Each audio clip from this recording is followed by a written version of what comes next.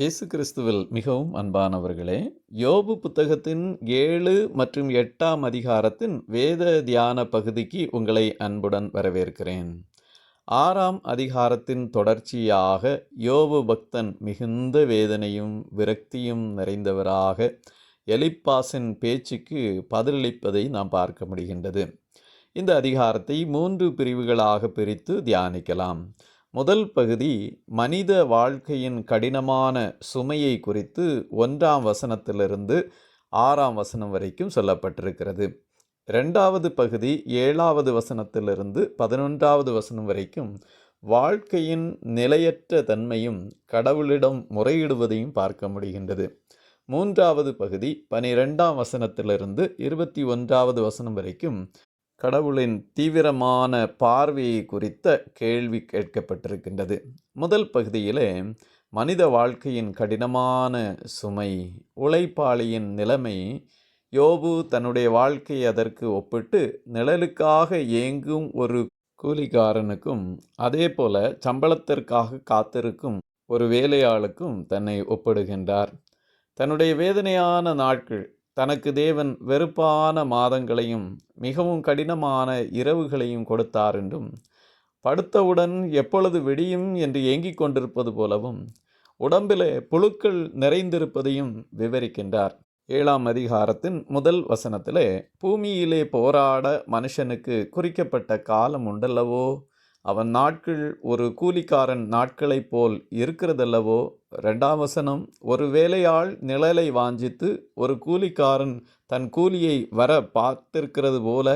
3ஆம் வசனம், மாயையான மாதங்கள் என்னுடைய சுதந்திரமாகி சஞ்சலமான ராத்திரிகள் எனக்கு குறிக்கப்பட்டிருக்கிறது என்று அங்கலாய்க்கின்றார். தன்னை புரிந்து கொள்ள இயலாத தன் சிநேகிதர்களை விட்டு யோபு விலகி மாறாக கர்த்தரிடமே வேண்டிக் கொள்ளுகின்றார். நாமும் அதே போல நம்மை மனிதர்கள் புரிந்து கொள்ள முடியாத சூழ்நிலைகளிலே தேவனிடமே மன்றாட அழைக்கப்பட்டிருக்கின்றோம்.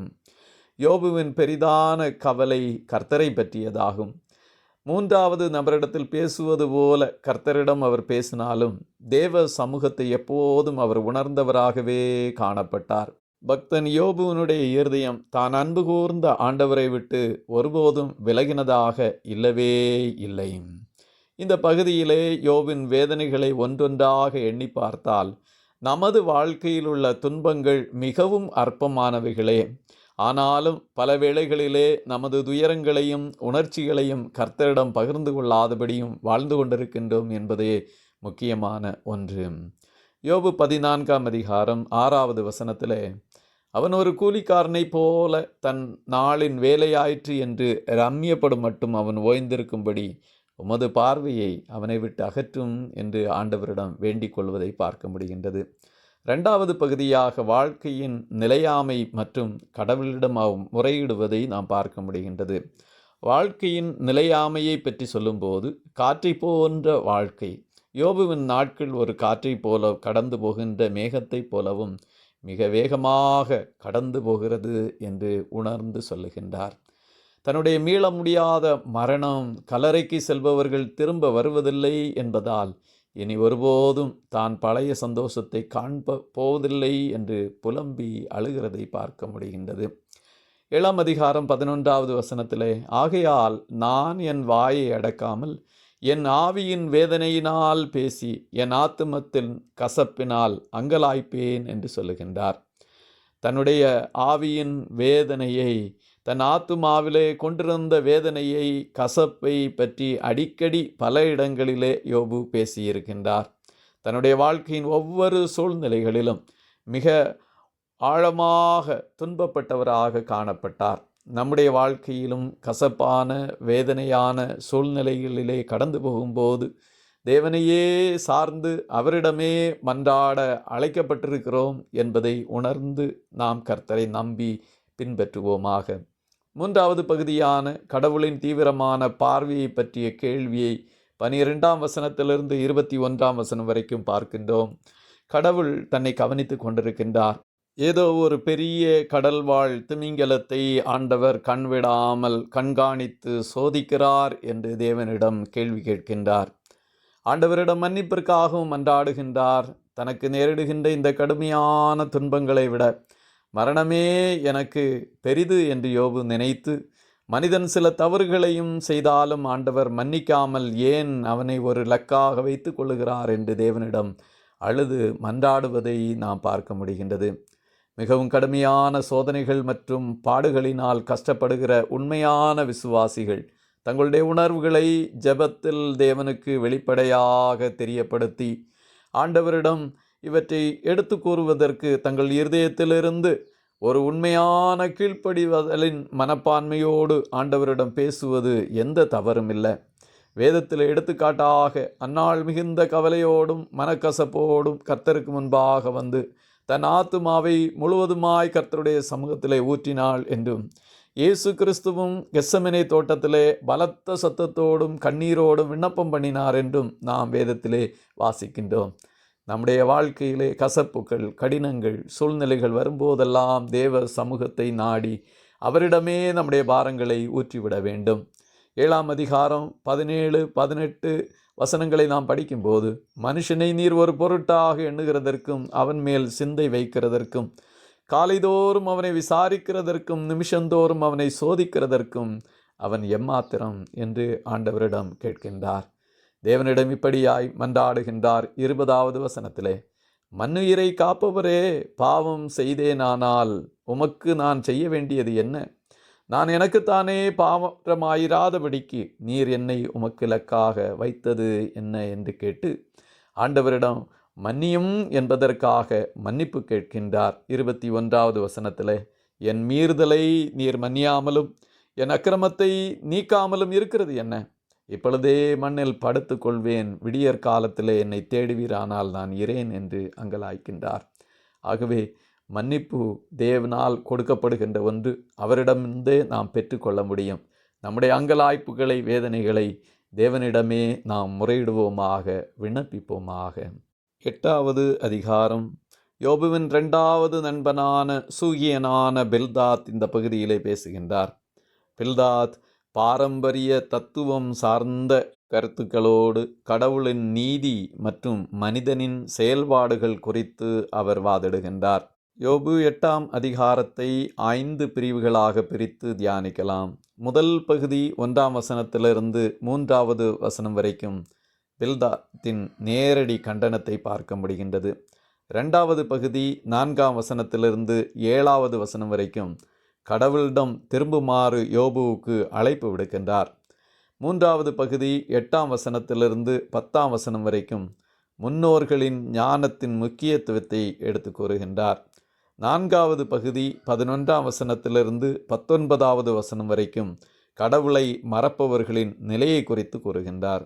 5வது பகுதி 20ஆம் வசனத்திலிருந்து 22ஆம் வசனம் வரைக்கும் உத்தமர்களை கர்த்தர் ஆசீர்வதிக்கின்ற தன்மையை குறித்து சொல்லுகின்றார்.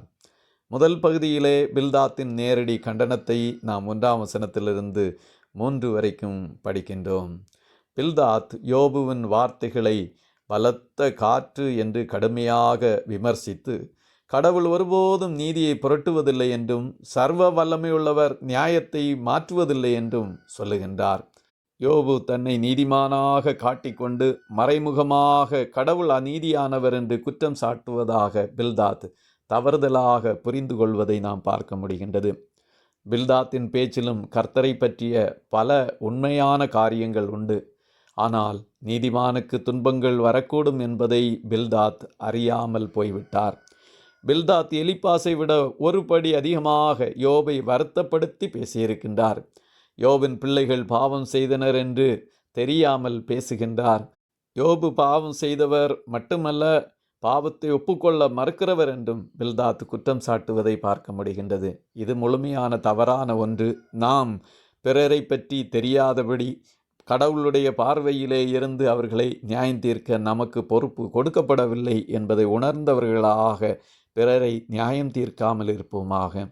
2வது பகுதியான கடவுளிடம் திரும்புமாறு யோபுவுக்கு அழைப்பு விடுக்கின்றதை 4ஆம் வசனத்திலிருந்து 7ஆம் வசனம் வரைக்கும் படிக்கின்றோம்.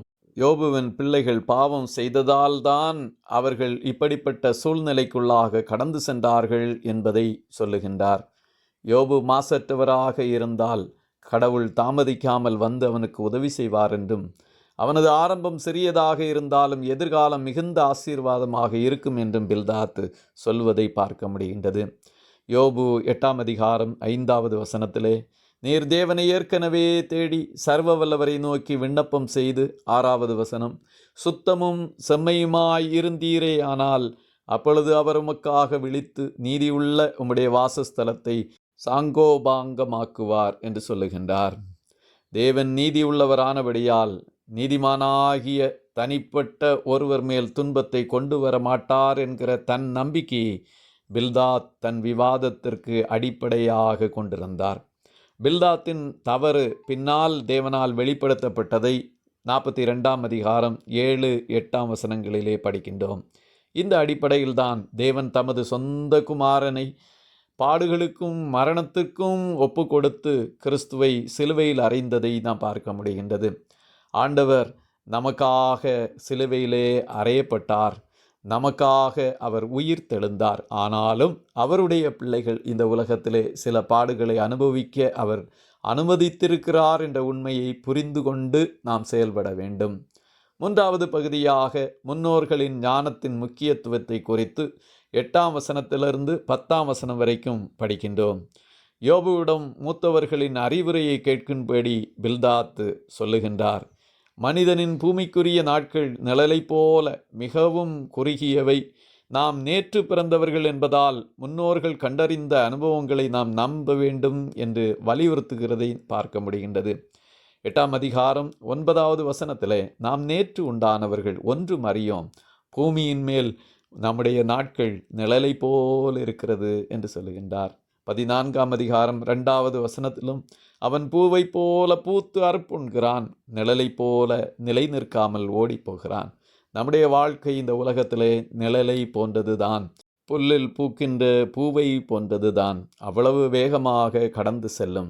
இந்த கடந்து செல்லும் நாட்களிலே கர்த்தரின் மேல் நம்பிக்கையாய் வைத்து அவருடைய விருப்பத்தின்படி அவருக்கு சாட்சிகளாய் வாழ அழைக்கப்பட்டிருக்கின்றோம்.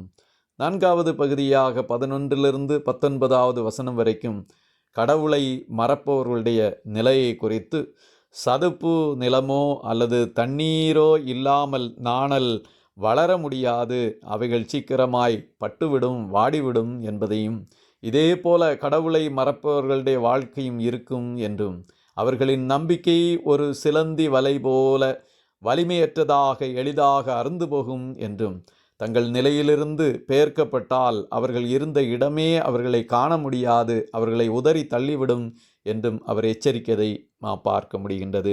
8ஆம் அதிகாரம் 13வது வசனத்திலே, தேவனை மறக்கிற எல்லாருடைய வழிகளும் அப்படியே இருக்கும், மாயக்காரின் நம்பிக்கை அழிந்து போகும். தேவனை யாரெல்லாம் மறக்கிறார்களோ அவர்களுடைய வழிகள் அழிந்து போகும். சங்கீதம் 50:22, தேவனை மறக்கிறவர்களே இதை சிந்தித்து கொள்ளுங்கள், இல்லாவிட்டால் நான் உங்களை பீறி போடுவேன், ஒருவரும் உங்களை விடுவிப்பதில்லை என்று வசனம் சொல்லுகிறது. தேவனை ஒருபோதும் மறக்காமல் இருக்க அழைக்கப்பட்டிருக்கின்றோம். 5வதாக உத்தமர்களை ஆசீர்வதிக்கும் ஆண்டவரை குறித்து 20லிருந்து 22வது வசனம் வரைக்கும் பார்க்கின்றோம். 21வது வசனத்திலே, இனி அவர் உம்முடைய வாயை நகைப்பினாலும் உம்முடைய உதடுகளை கம்பீரத்தினாலும் நிரப்புவார். ஆகவே உத்தமர்களை ஆண்டவர் கைவிடுவதில்லை என்றும், தீயோருக்கு ஆண்டவர் ஒருபோதும் உதவி செய்து கை கொடுப்பதில்லை என்பதையும் பில்தாத் உறுதியாக நம்பி விசுவாசிக்கின்றான். யோபு உண்மையிலேயே நேர்மையானவராக இருந்தால் கடவுள் மீண்டும் அவரை சிரிப்பாலும் மகிழ்ச்சியாலும் நிரப்புவார் என்று ஆறுதல் கூறுகின்றார். உண்மை அப்படித்தான். உண்மையான நீதிமானாக, நேர்மை உள்ளவராக, உத்தமராக காணப்பட்ட யோபு இரண்டத்தனையான ஆசீர்வாதங்களை பெற்றுக்கொண்டதை இந்த புத்தகத்தின் முடிவிலே நாம் பார்க்கின்றோம். நம்முடைய வாழ்க்கையிலும் உண்மையோடு, நாம் நீதியோடு, நேர்மையோடு, உத்தமமாய் வாழுவோமாக. கர்த்தர் நமக்கு வைத்திருக்கிற மேலான பெரிய ஆசீர்வாதங்களை பெற்று அனுபவிப்போமாக. கர்த்தர் உங்களை ஆசீர்வதிப்பாராக. ஆமீன், ஆமீன், ஆமீன்.